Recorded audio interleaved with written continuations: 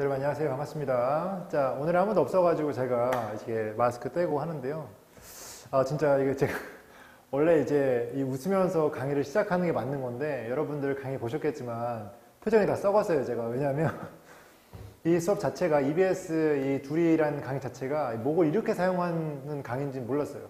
혼자만 하다가 목이 다 쉬어버리고, 그래서 오늘은 이제 한강만 촬영하는 거니까 좀 더 편하게 할 수 있을 것 같은데, 이거 진짜 쉽지 않고, 여러분들과 함께 거의 수능까지 그냥 죽는다라는 이제 마음가짐으로 한번 해보겠습니다. 그래서 여러분들한테 이번 마지막 수능이 되게 기억에 남는 수능이 될 수 있도록 제가 최선을 다해서 여러분들이 공부를 잘할 수 있도록 제가 한번 해보겠습니다. 자, 일단 24강의 1번인데요. 자, 24강의 1번. 자, 해석 한번 해보겠습니다. 들고 갈게요, 들고. 자, turn color 하면은 이제 음색이란 뜻이고요. although부터 콤마까지 묶어주세요.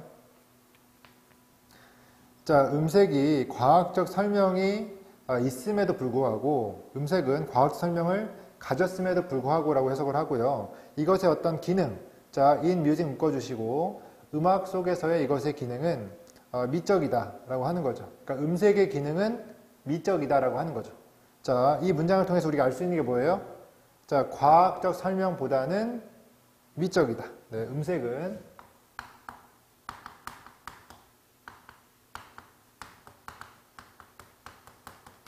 과학적 설명보다는 미적이다. 이렇게 정리할 수 있겠죠. 그 다음 문장 볼게요. 적어주세요, 일단.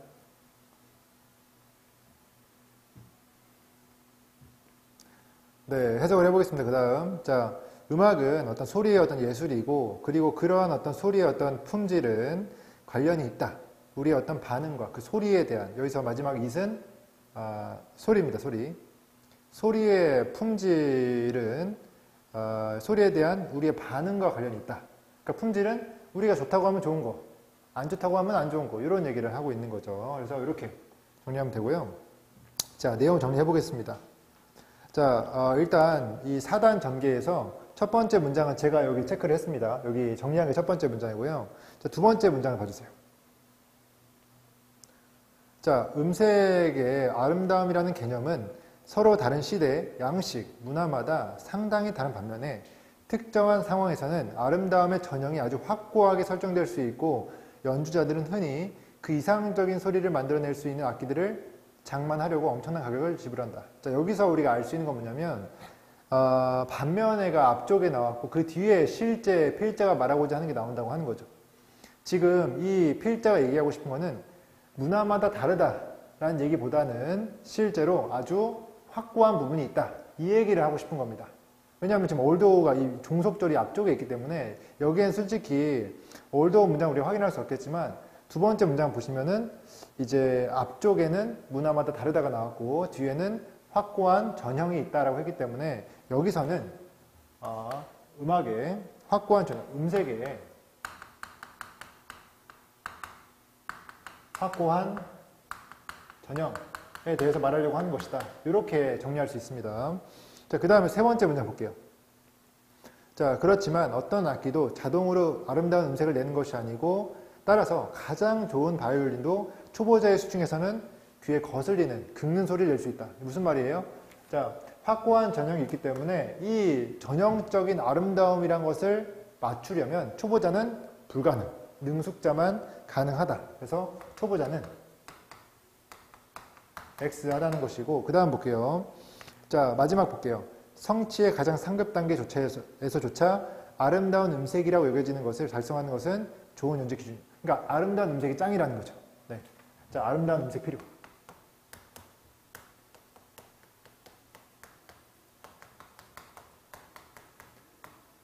네, 이렇게 된다고 하는 거죠. 이해됐습니까? 이거 정리하시고요. 그 다음 볼게요. 자, 24강의 2번입니다. 자, 문장이 좀 길죠? 자, 해석을 잘 해봐야 됩니다, 여러분. 자, 잘 따라오고 있죠, 여러분? 네. 자, 일단 묶어주세요. although부터 machines까지 묶어주세요. 자, 비록 그것들이 내부적으로 조직되어 있다 할지라도 기계에 의해서, 그것들은 이제 카메라스를 얘기하는 거겠죠, 뒤에. 자, 카메라들은, 그리고 초기의 어떤 사진들은 닮았다. 자, 그래서 drawings 밑줄 치시고 paintings 밑줄 치시고요. drawings 하면은 소묘, 네, 소묘. painting 하면은 회화. 네, 이렇게 써줘야 되고요. 자, 소묘와 회화와 닮아 있다는 것이고, 왜냐하면 because부터요. 일단은 world까지 묶어주세요. 그리고 뒤에 according to부터 perspective까지 묶어주세요. 이해됐죠? 자, 왜냐하면 그것들이 세상을 묘사하기 때문이다. 뭐에 따라서? 자, linear perspective라고 했는데요. 뜻이 뭐냐면 선원근법이에요. 네. 선원근법. 네.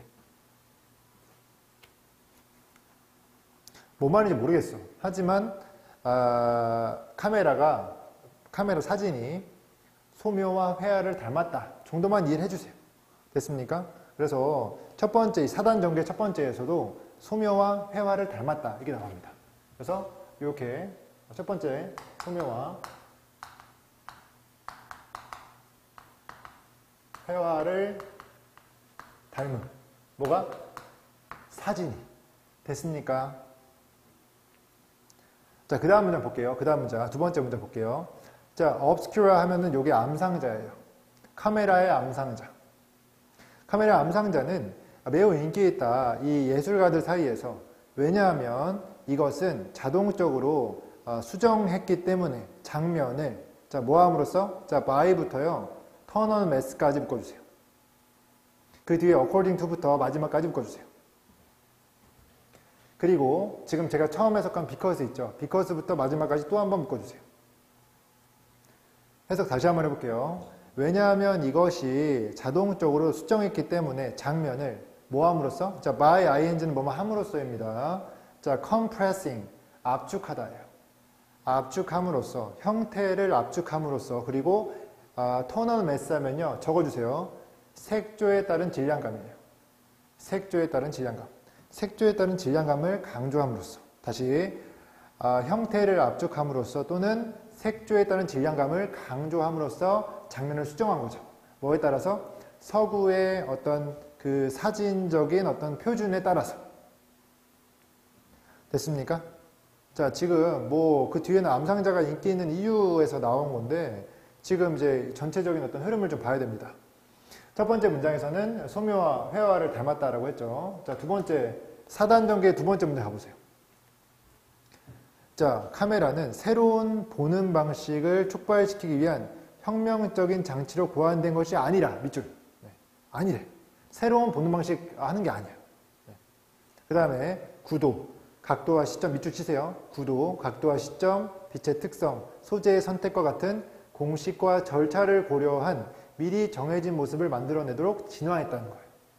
자, 지금 이 부분에 대한 추가 설명이 좀 필요한데 이거는 제가 이제 해설지를 보고 말씀드리는 거예요. 지금 여기서 필자가 말하고자 하는 것은 회화와 소묘를 닮았다고 하는 것은 사진이 실제 그대로와 같다. 큰 어떤 변화나 어떤 그 그림 속에서의 어떤 그 변신 이런 걸 보여주는 게 아니다라는 걸 의도한 거고, 그 다음에는 지금 보세요. 그 다음에는 구도, 각도와 시점 이런 걸 얘기했잖아요. 이런 걸로 하고자 했던 말은 뭐냐면요, 진화를 했다는 거예요. 뭔가 변화를 준다.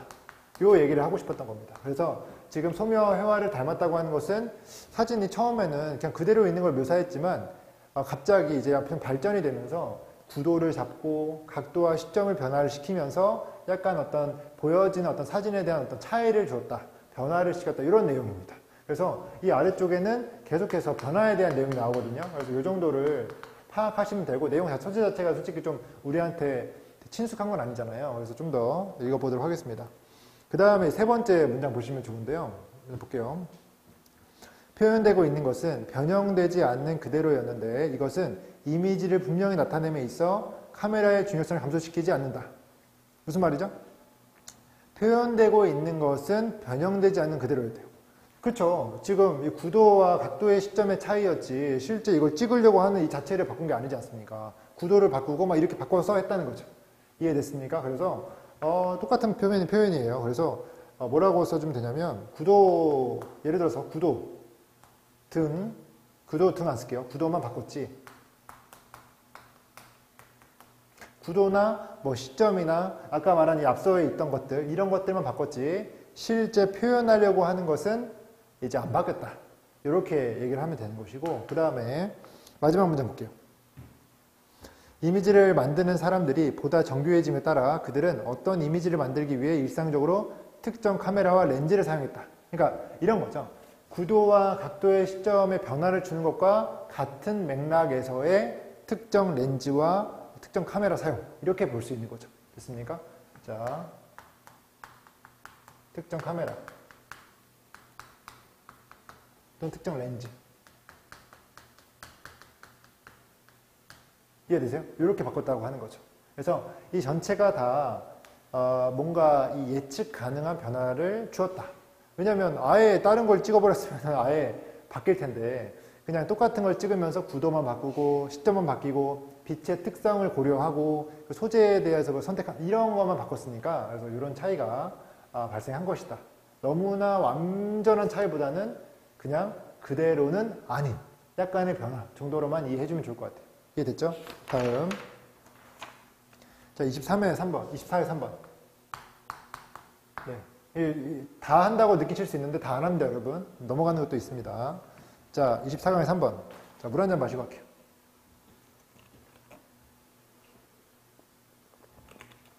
정말 감사한 거는 여러분들이 지금 제 강의를 듣는 여러분 모두가 해석에 열중을 다하고 있다는 거에 정말 감사를 드리고 싶어요. 옛날에 제가 이제 해석을 해보자고 할 때, 약간 좀 기분 나빠하시거나 좀 힘들어 하시는 분들 계셨어요. 왜냐면 해석은 자기가 된다고 생각을 했고, 자기는 그게 중요한 게 아니라 뭐 스킬과 논리가 중요하다고 하셨던 분들이 많은데, 실제로 이제 제가 바라는 모습은, 내가 부족함을 찾는 거에 좀 더 시간을 많이 보냈으면 좋겠다는 거죠. 1이 나온다고 그냥 마음 편하게 있는 게 아니라 1이 나오는데 왜 98, 100이 안 나올까? 내가 어떤 순간에 무엇이 부족했나에 대해서 생각을 해볼 필요가 있다. 이렇게 말씀드리고 싶고, 그런 부분에서 항상 해석이 문제였다. 항상 단어가 문제였다. 이런 얘기를 많이 하거든요. 물론 뭐 순간의 판단력, 뭐 논리력 다 문제가 될 수 있죠. 하지만 논리라고 하는 것은 쉽게 그 순간의 어떤 머릿속의 메커니즘을 쉽게 잡아낼 수 있는 게 아니에요. 근데 반대로 단어나 해석은 너무나 쉽게 잡아낼 수 있는 부분이죠. 그래서 제가 하고 싶은 말은 우리가 쉽게 잡아낼 수 있는 부족한 부분부터 시작을 해서 마지막까지 열심히 달려나가자, 이런 말입니다. 그래서 해석에 집중을 하는 것이고, 일단 너무 감사드립니다. 그래서 앞으로 계속 이제 마지막까지 해석을 놓지 않고 마지막까지 달렸으면 좋겠고, 그렇게 되면 여러분들이 연계체감도 느끼고 단어도 많이 숙련이 될 것이고 해석도 잘할 것이고, 이제 문제풀이만 완벽하게 하면 되는 수준까지 올라갈 겁니다. 그때가 바로 수능 2주 전이 될 겁니다. 그래서 2주 동안에 문제풀이와 답맞추기, 문제풀이와 답맞추기, 문제풀이와 답맞추기 반복하면은 좋은 성적을 거둘 수 있을 겁니다. 이해되시죠? 이어서 해보겠습니다. 자, 24강의 3번.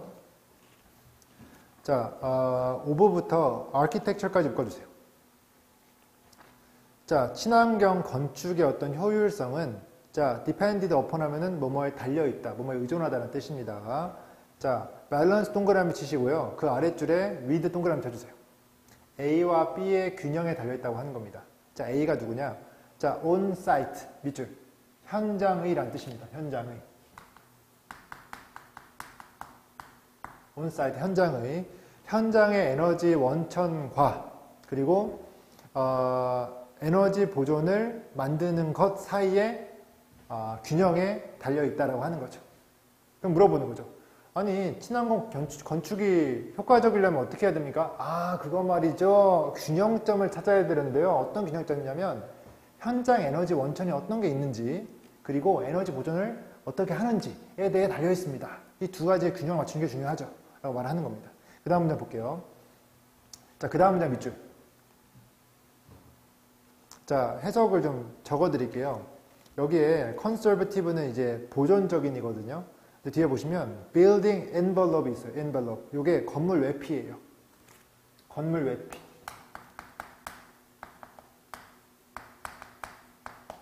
그리고 그 뒤에 installation, 단열 처리. 해설지를 보시면 됩니다. 제가 여러분 친절하게 제가 적어드리는 거예요. 그 다음에 timeless of the construction. 자, 건축물의 기밀. 네.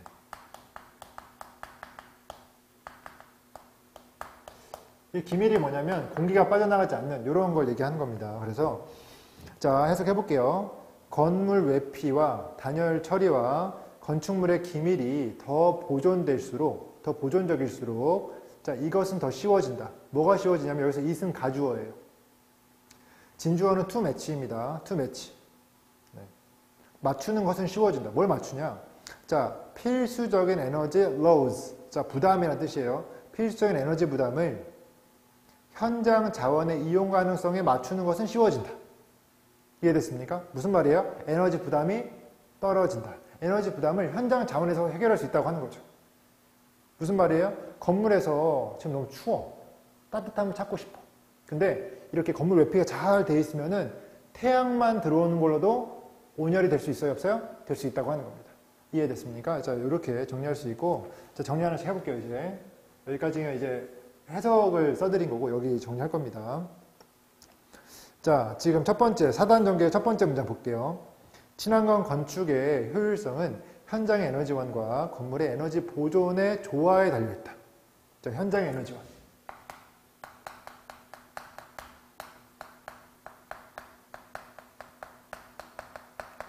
플러스 에너지 보존. 네.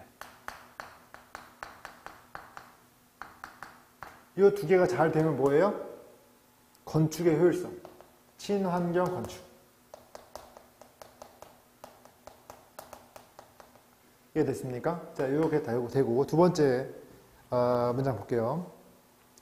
건물 외피, 단열 처리, 건축물의 기밀이 더욱 보존력이 있을수록 필수 에너지 부담을 현장 자원 활용 가능성에 맞추는 것이 더 쉬웠다라고 하는 거죠, 그렇죠? 자, 그래서 이걸 정리하면은 보존력, 뭐가 보존력이 높은지는 다 아시죠? 보존력이 높을수록 에너지 자원의 활용 가능성, 네, 이게 쉽다고 하는 거죠, 그렇죠? 그래서 현장 자원 활용 가능성이 높아진다.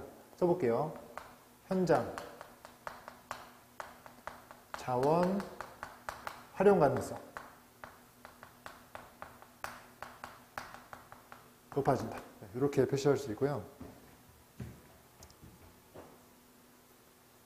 그 다음에 세 번째 문장을 볼게요. 자, 추운 기후에서는 이러한 게 있고 따뜻한 기후에서는 이러한 게 있다라고 나옵니다.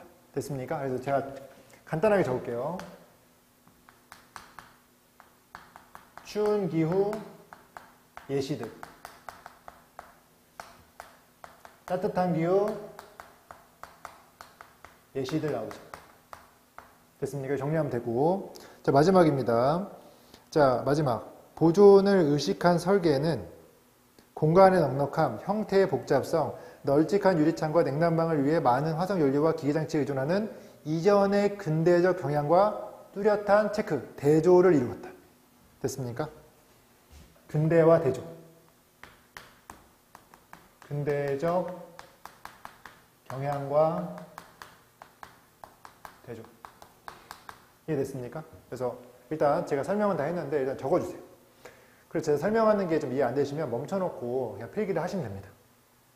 그리고 제가 말하는 걸 다시 한번 곱씹어서 생각해 보시면 좋겠습니다. 자, 적어주세요, 일단. 제가 10초 더 드릴게요.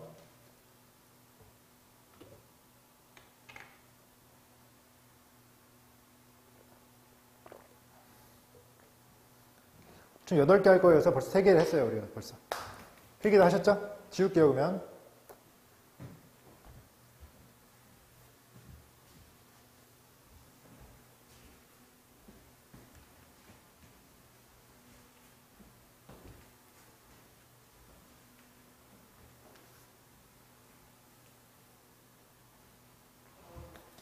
자, 그 다음 보겠습니다. 그 다음 24강의 4번 넘어가 주세요. 예, 문장은 되게 길거든요. 해석 한번 해보시고, 이게 그냥 뭐, 음악 관광지에 관광객들이 방문하는 이유에 대해서 나온 거기 때문에 크게 소재가 어렵지 않습니다. 그 다음에 저는 25강의 1번 해보겠습니다.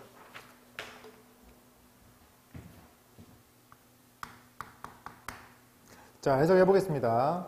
자, 발견을 하는 것. 그쵸? 자, 어디에 묶냐면요. whether부터 archives까지 묶어주세요. about부터 something 묶어주세요.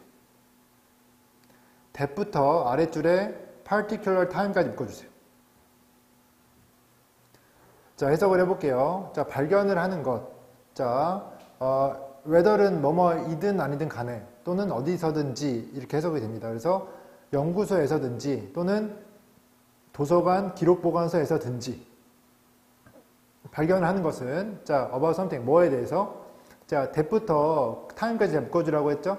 어떤 거냐면 세상에 그 누구도 특정한 시기에 알지 못하는 어떤 것이에요. 왜냐하면 여기 no1이 있기 때문에 no가 있기 때문에 아는 게 아니라 이제 모르는 거, 모르는 어떤 것에 대해서 발견하는 거. 그럼 몰랐던 거 발견하는 거니까 좋은 거예요, 안 좋은 거예요? 좋은 거로 보여지죠. 정확히 모르겠지만 그런 것이 is, 이게 동사입니다. 이것이 thrilling experience, 자, 스릴 넘치는 경험이다. 누구에게? undergraduate student, 학부생에게. 자, 학부생의 어떤 연구에 대한 것 같아요. undergraduate student, 학부생입니다. 됐죠? 소리 들리죠? 자, 그 다음 문장 볼게요. 자, 대학교 학생들, 자, 후부터 아래쪽에 research까지 묶어주세요. 자, 어떤 학생들이냐면요. 참여할 기회가 있는 학부 연구에 참여할 기회가 있는 대학교 학생들은 경험할 수 있다. 발견의 이러한 스릴을. 됐습니까? 자, 그러면 학부 학생들이 이런 걸 경험하고 되게 좋은 것 같지 않나요? 느낌이? 이렇게 이제 끝납니다. 이게. 내용은 끝나는데 한번 정리해 보겠습니다. 자, 학부생에게 어떠한 스릴 넘치는 어떤 경험 있죠. 발견을 하는 거. 그렇죠? 실험실에서나 어떤 도서관 어떤 기록보관소에서든지 발견을 하는 것은 되게 좋은 경험이라고 하는 거예요. 자, 발견이라고 하는 것은 플러스다. 이게 첫 번째 문장이었고요. 자, 두 번째 문장 볼게요. 두 번째 문장. 자, 그들은 새로운 세균주를 발견. 자, 세균주 발견 밑줄. 그리고 그 뒤에 이전에는 별개의 개념이었던 것을 연결할 수 있으면. 자, 별개의 개념 연결 밑줄. 자, 혹은 어떤 쟁점에 대한 새로운 이해 밑줄. 됐어요? 그리고 기록보관소의 문서들을 발견 밑줄. 됐습니까? 그럼 뭐예요? 예시죠, 예시. 발견에 대한 예시. 그럼 세 번째, 모든 미국 대학들이 학생들에게 제공되는 학습 기회에 있어서 학부생 연구 경험을 포함시키고 있다고 했죠, 그렇죠? 모든 미국 대학.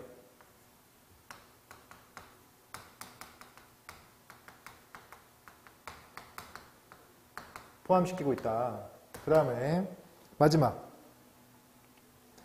자, 모든 형태의 고등 교육기관들은 혁신, 문제 해결 및 발견을 촉진하기 위해 다수의 창의적인 접근법들을 시행하고 있으며 그들은 학부생 연구를 이러한 목표를 성취할 수 있는 대단히 중요한 수단으로 여긴다. 이해됐습니까? 자, 학부생 연구하면 뭐예요? 학부생 연구는 곧, 그렇죠? 창의적인 접근법, 그렇죠? 그러니까 혁신을 가능하게 만드는 거잖아요. 이 학부생 연구를 하면은 혁신을 일으킬 수 있다. 또는 문제 해결을 만들 수 있다는 거죠, 그렇죠? 혁신과 문제 해결.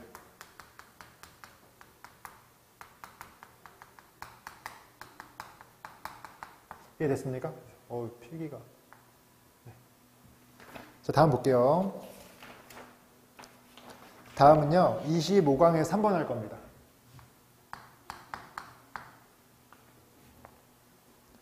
자, 해보겠습니다, 여러분. 네, 잘 오고 있죠, 그쵸? 네, 해보겠습니다. 자, S라는 사람과 PO라는 사람은 찾았다. 큰 차이를. 자, between부터 gentles까지 묶어주세요. 자, gentle 하면 이게 비유대인이라는 뜻이에요. 비유대인. 신사가 아니라 비유대인. 젠타일인가 이거? 모르겠는데. 자, 아무튼 비유대인. 자, 유럽의 비유대인 사이에 큰 차이가 있다고 하는 거죠. 자, 누구와 누구 어떤 차이가 있는 건데요. 자, 후부터 나치스까지 묶어주시고 and 세모 치시고 그 다음에 those 뒤에 후부터 not까지 체크하시고 묶어주시고. 자, 누구와 누구의 차이가 있냐면 자, harbor. 자, harbor 요번에 9월에도 이 단어가 나와가지고 여러분들 힘들게 했는데요. 이게 가슴에 품다 또는 숨겨주다 이런 뜻이에요.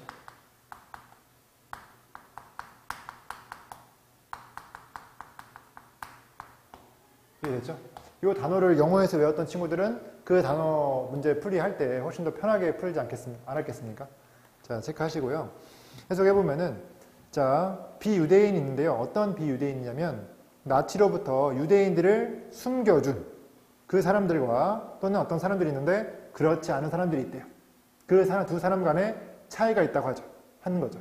어떤 말이냐면, 나치로부터 유대인을 구해준 사람과 구해주지 않은 사람이 있다고 하는 거죠. 그 두 간의 차이를 지금 발견하려고 하는 거죠. 다음 볼게요. 자, 콜론 뒤에 자, 구조자들은 보고했다. 가까운 어린 시절의 연관성을 누구와 연관성이냐면요. 더 많은 사람과의 다른 사회적 계층과 종교에 있는 게다가 자, while부터 grow up까지 묶어주세요. growing up까지.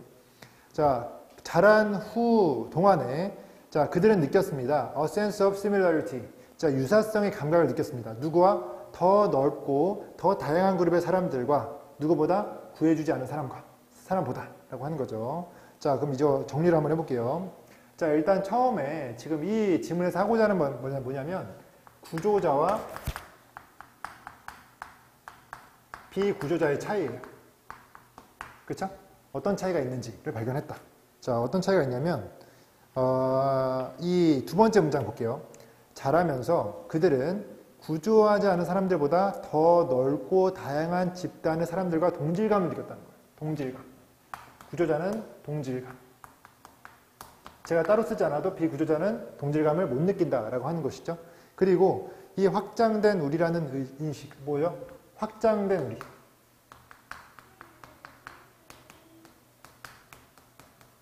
이런 의식들, 그렇죠? 이런 것들이 다 구조자가 가지고 있는 특성들이라고 하는 거죠.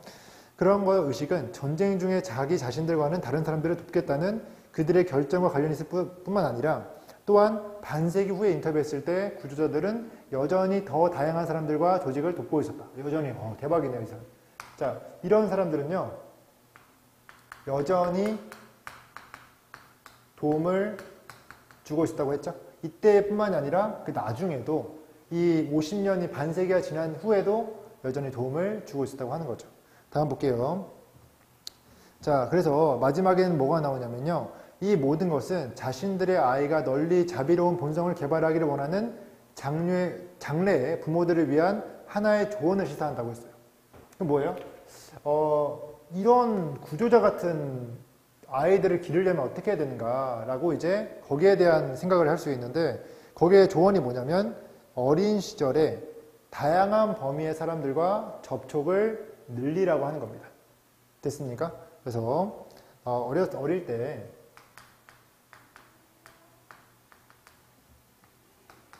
다양한 사람과 접촉이 필요하다고 하는 거죠. 이해됐습니까? 그래서 이렇게 정리된다고 볼 수 있습니다. 다음요. 자, 중간에는 쭉 안 할 겁니다, 여러분. 그러면 주제를 보시면 좀 쉬운 거기 때문에 자, 넘어가도록 하겠습니다. 자, 26강에 3번 하겠습니다.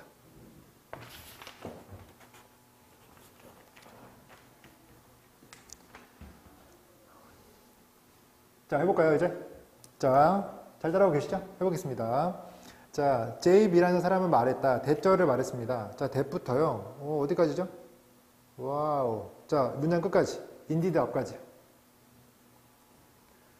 자, 대절 맨 처음에 Worldwide Immigration은 뭐냐면 전 세계적인 이민이에요.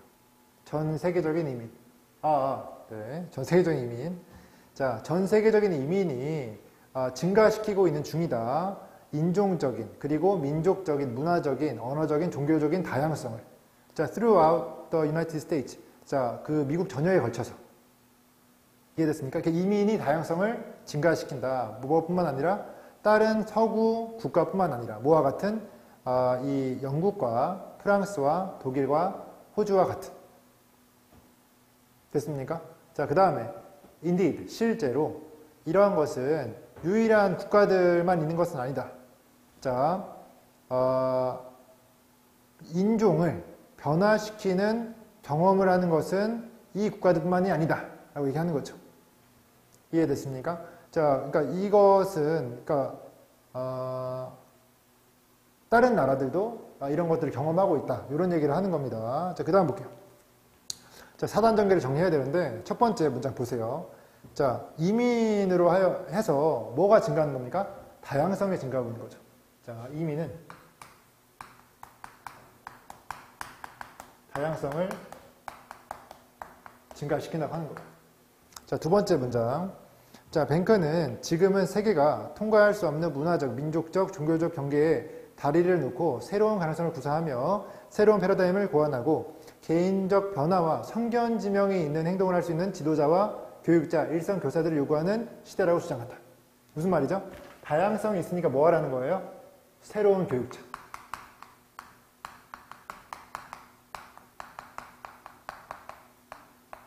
됐습니까? 일선 교사도 교육자, 지도자 교육자도 교육자.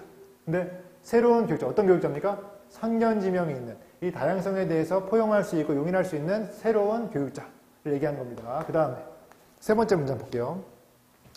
자, 이런 주장이 덧붙여서 지금은 과거 그 어느 때보다도 더 강한 다문화적 역량을 갖고 있으며 지속 가능한 평화가 있도록 사회 정의와 경제적 평등과 같은 세계적인 목표를 추구하는 세계의 시민들에 대한 절박한 필요.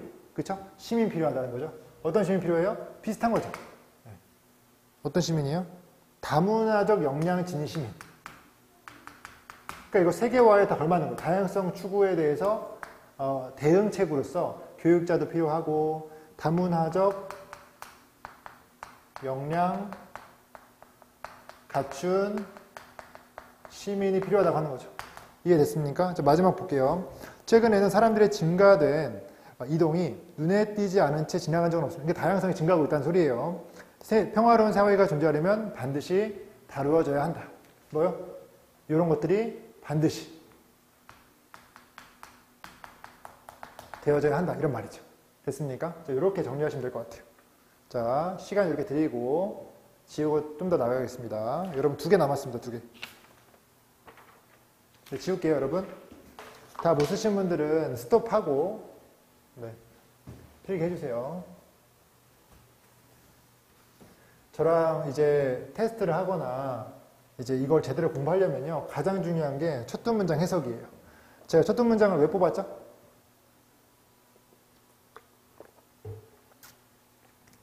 비교적 가장 추상적인 문장들이 나오기 때문인 거예요. 이 추상적인 문장들을 해석을 잘한다고 한다면 뒤에 있는 세부적인 사항들은 좀 더 편하게 쉽게 해석할 수 있다고 하는 겁니다.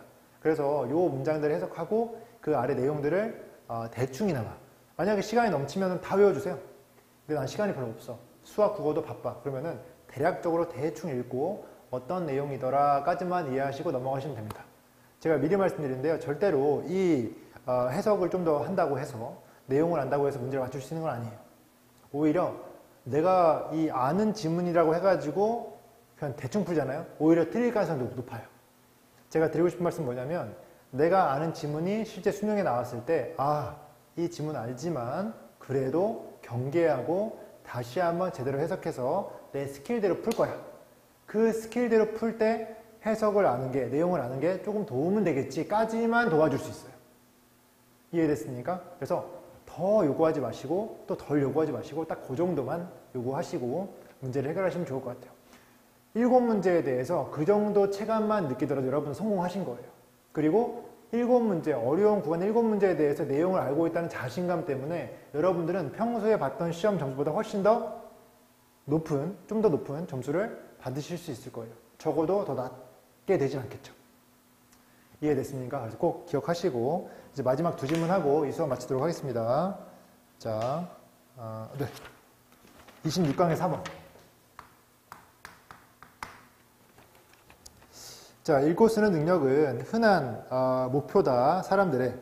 요즘 사람들의 목표다. 하지만 읽고 쓰는 것은 최근의 발명품이었다. 오직 5,000년 정도밖에 나이를 안 먹은, 그리고 이 읽고 쓸 줄 아는 능력에 대해서 선택은 없다. 뭔 개소리인지. 이 해설지를 보시면요, 이 마지막에 셀렉션 있잖아요. 요거는 이제 자연 선택이라고 하는 건데, 자연 선택이라고 하는 거는 바꿔 말하면 적자 생존이잖아요. 그렇죠? 그래서 이 읽고 쓸 줄 아는 능력에 대해서 적자 생존은 없다. 얘가 뭔가 적응을 해가지고 정말 뛰어나가지고 읽고 쓸 줄 아는 친구들이 정말 뛰어난 능력을 가져가지고 더 적응도가 좋아져가지고 자연 선택 받은 것은 아니다 이런 말인데 모르면 넘어가세요. 알 수는 없어요. 잘. 이해됐습니까? 자, 해보겠습니다. 이제 4단 전개 해보겠습니다. 자, 읽고 쓸 줄 아는 능력이 이제 그 사람들의 공통의 목표이긴 하지만 읽기와 쓰기는 겨우 5,000년 된 발명품이다. 자, 적어볼게요. 읽기와 쓰기는 최근에 발명품이다.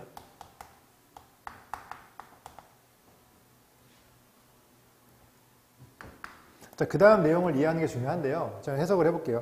읽어볼게요. 4단 전개의 두 번째 문장 읽어볼게요. 자, 이 문제를 설명하는 한 가지 방법은 읽고 쓰는 능력이 처음에 적응도에 전혀 중요하지 않았다는 것인데 무슨 말이죠? 읽고 쓸 줄 아는 능력이 있다고 해서 더 적응을 잘하는 건 아니다. 자, 무슨 말이냐면 자, 포괄 적응도에 대한 대용물인 출생률. 자, 이거 어려운 말인데요. 그냥 여기선 전제가 뭐냐면 출생률과 적응도를 같은 걸로 간주하겠다 이런 말이에요. 근데 모르면 넘어가시고요. 제가 일단 설명을 해드리는 거니까 출생률이라는 것도 이 종족이 계속해서 그 어떤 종을 유지하고 살아나가는 거잖아요. 적응도도 이 환경에서 특정 생물들이 살아나가고 죽지 않고 멸종하지 않는 거잖아요. 둘 다 멸종하지 않는다는 전제 하에서는 적응도다, 적응하는 것이다 라고 말할 수 있기 때문에 이렇게 얘기한 거예요. 이렇게 표시를 했을 때 뒤에 볼게요. 출생률로 측정되는 적응도와 읽고 쓰는 능력 사이에는 역상관관계가 존재한다 라고 했어요. 자, 역상관관계 무슨 말이죠? 동그라미 쳐보세요. 역상관관계 무슨 말이에요? 자, 이거를 읽고 쓸 줄 아는 거는 읽슬이라고 할게요. 읽고 쓸 줄 아는 거. 요것이 올라가면은 적응도가 올라간다는 거예요? 떨어진다는 거예요? 떨어진다는 거예요. 자, 출생률이랑 똑같다고 했으니까 출생률도 떨어지는 거예요. 이 지금 관계가 역상관관계라고 하는 거예요. 이해됐습니까? 이렇게 표시하는 거죠. 이해됐습니까? 거기에 대한 마지막에 예시가 나와요. 자, 세 번째 문장 보시면요. 읽고 쓰는 능력이 거의 보편적인 유럽의 많은 지역에서는 출생률이 0이거나 이보다 낮은데 읽고 쓰는 능력이 낮은 예멘이나 니제리아 같은 곳에서는 출생률이 5%가 넘는다. 자, 무슨 말이죠? 예시 뭐가 나왔죠? 자, 유럽과 예멘을 예로 들게요. 여기 선진국이죠? 선진국인데 출생률이 어때요? 0이나 또는 마이너스 뭐 점점점. 그리고 예멘은 5% 또는 그 이상이죠. 맞나요? 그래서 이 정도로 그건 뭐예요? 읽고 쓸 줄 아는 능력이 더 있는 곳은 유럽인데 오히려 유럽이 출생률이 떨어졌다고 하는 것은 적응도에서도 떨어진다. 이렇게 얘기를 하는 거죠. 그래서 이렇게 진술하는 거. 그 다음에 마지막 가볼게요. 그럼에도 불구하고 읽고 쓰는 능력은 다른 어떤 것, 즉 인간의 번영에 정말 중요하다. 그렇죠? 하지만 익셀은 중요하다. 이렇게 정리되는 거예요. 됐습니까? 자, 마지막 볼게요, 이제. 오늘의 마지막. 자, 27강의 1번. 자, 해석해 보겠습니다. 자, 개혁가죠, 그쵸? 자, 개혁가는 받다, 인터넷을. 자, as부터요. governance까지 묶어주세요. 아래줄 governance. 그 다음에 그 뒤에 in부터 administration까지 묶어주세요. 자, 개혁가들은요, 인터넷을 뭘로 봤냐면요, 수단으로 봤대요. means 하면 수단이에요. 자, 어디 쪽으로 가는 수단이래요. 어디 쪽으로 가냐면, 아이디어, 이상으로 가는 수단이라고 한 거예요. 어떤 이상이냐면, responsive, 응대하는 democratic, 민주적인 governance, 관리 방식의 이상으로 가는 수단이다. 라고 봤다고 하는 거예요. 어디에서? 자, 공공행정 분야에서. public administration 하면은 공공행정 분야예요. 다시, 자, 인터넷을 뭐라고 봤냐면요. 인터넷이 응대하는 민주적 관리 방식의 이상향으로 가는 수단이라고 간주를 한 거예요. 누가? 개혁가가. 특히나 공공행정 분야에서. 행정 같은 거 할 때는 아주 인터넷이 아주 좋을 것 같습니다. 라고 얘기를 한 거죠. 됐습니까? 적어볼게요. 자, 행정